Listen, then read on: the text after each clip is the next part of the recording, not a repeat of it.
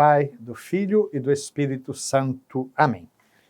Caros irmãos e irmãs, dando continuidade às nossas reflexões sobre a criação do ser humano, nós vimos como existe uma igualdade e, ao mesmo tempo, uma diferença entre o homem e a mulher, que são queridas por Deus.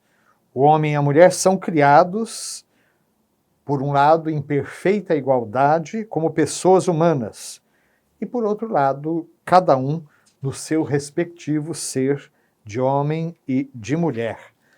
Ser homem e ser mulher, portanto, são realidades boas, queridas por Deus. E os dois têm uma dignidade insuperável que lhes vem diretamente de Deus, seu Criador. Ou seja, o homem e a mulher têm a mesma dignidade, são criados à imagem de Deus. Deus, por outro lado, não é de modo algum a imagem do homem. Já lembramos como alguém no passado falou que Deus criou o homem à sua imagem e semelhança e o homem pagou na mesma moeda. Inventa deuses à sua própria imagem. Deus é puro espírito, dirá São João, ou Jesus no Evangelho de São João. Deus é espírito, os verdadeiros adoradores hão de adorá-lo em espírito e em verdade. Então não existe em Deus a diferença dos sexos, mas tanto o homem quanto a mulher refletem na sua própria realidade perfeições que são próprias de Deus. As perfeições de uma mãe, de um pai, de um esposo, são perfeições que têm a sua raiz última nas perfeições do próprio Deus. E aí nós chegamos ao parágrafo 371. Criados conjuntamente, Deus quer o homem e a mulher um para o outro. A palavra de Deus nos dá a entender isso em diversas passagens do texto sagrado. Uma passagem que está já no livro do Gênesis, capítulo 2, versículo 18, nos conta que não é bom que o homem esteja só. Vou fazer-lhe uma auxiliar que lhe corresponda. Não é bom que o homem esteja só. Nós costumamos usar essa passagem, por exemplo, em celebrações de matrimônio. Nenhum dos animais pode ser esse face a face que o homem e a mulher são um para o outro. A mulher que Deus modela da costela tirada do varão e que leva a ele provoca da parte do homem um grito de admiração, uma exclamação de amor e de comunhão. É osso dos meus ossos e carne da minha carne. O homem descobre a mulher como um outro eu da mesma humanidade.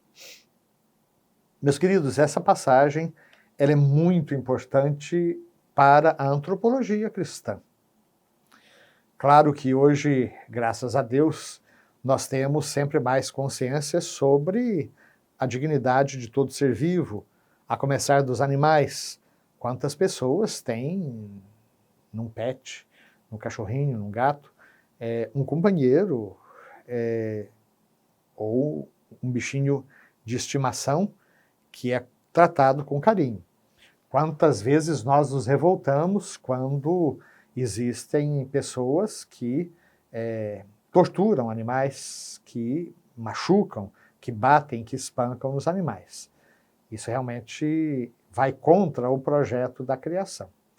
Mas é preciso dizer sempre de novo, um pet nunca vai completar a pessoa, da mesma maneira que o parceiro para o qual Deus o criou, o faria. Ou seja, nenhum dos animais pode ser esse face a face do ser humano. A mulher que Deus modela da costela tirada do homem,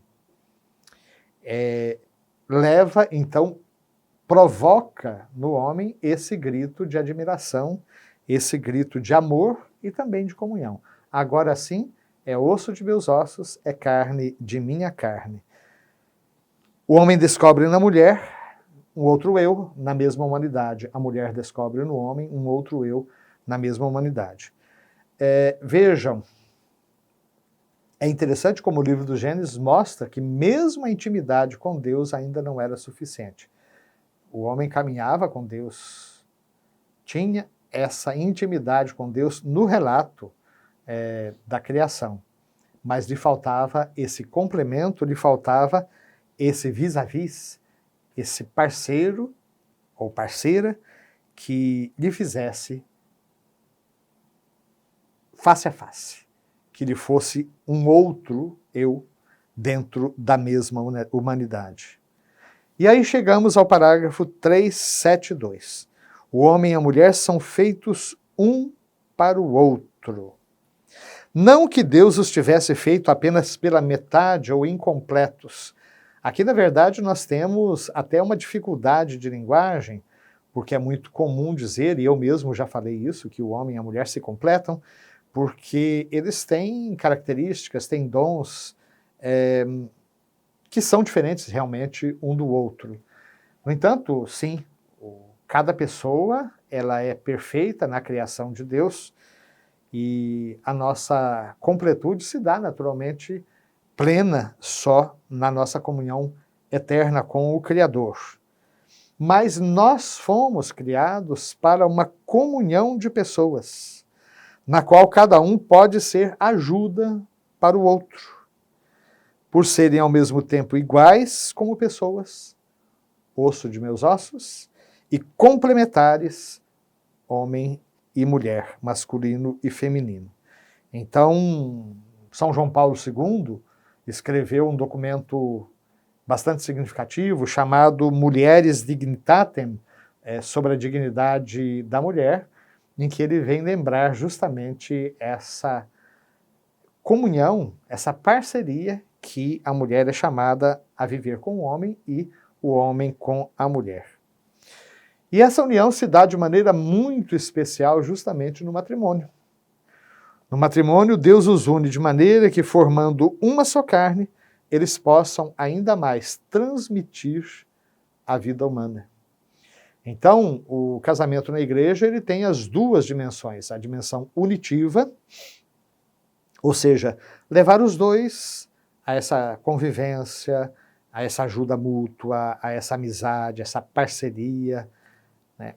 Mas tem também a dimensão procriativa, que naquele momento de uma união conjugal é possível transmitir a própria vida humana. E isso também já está no livro do Gênesis no momento da criação, quando Deus lhes diz, sede fecundos, multiplicai-vos, enchei a terra. Então, a transmitir a seus descendentes a vida humana, o homem e a mulher, como esposos e pais, cooperam de forma única na obra do Criador. Isso quem nos lembra é a Gaudium et Spes, a Constituição Pastoral do Concílio Vaticano II, Gaudium et Spes, as primeiras letras, em latim, do documento, alegrias e esperanças. É uma constituição do Concílio Vaticano II que fala da igreja no mundo contemporâneo. Claro, já se vão 50 anos, mas sempre de novo a Gaudium et Spes precisa ser redescoberta e certamente complementada com as mudanças na cultura e na história. Seja como for, esse documento lembra essa realidade tão importante. Imagens e semelhanças de Deus, co-criadores na criação, no momento em que um casal gera um terceiro, gera o filho, eles estão colaborando de forma única na obra do Criador, porque eles estão colaborando na geração de um outro alguém que também ele é chamado à vida de comunhão eterna com o Criador, também ele é imagem e semelhança de Deus. Que o Senhor então nos dê essa graça de conhecermos sempre mais a beleza do homem, da mulher, na sua identidade e complementariedade. Amém.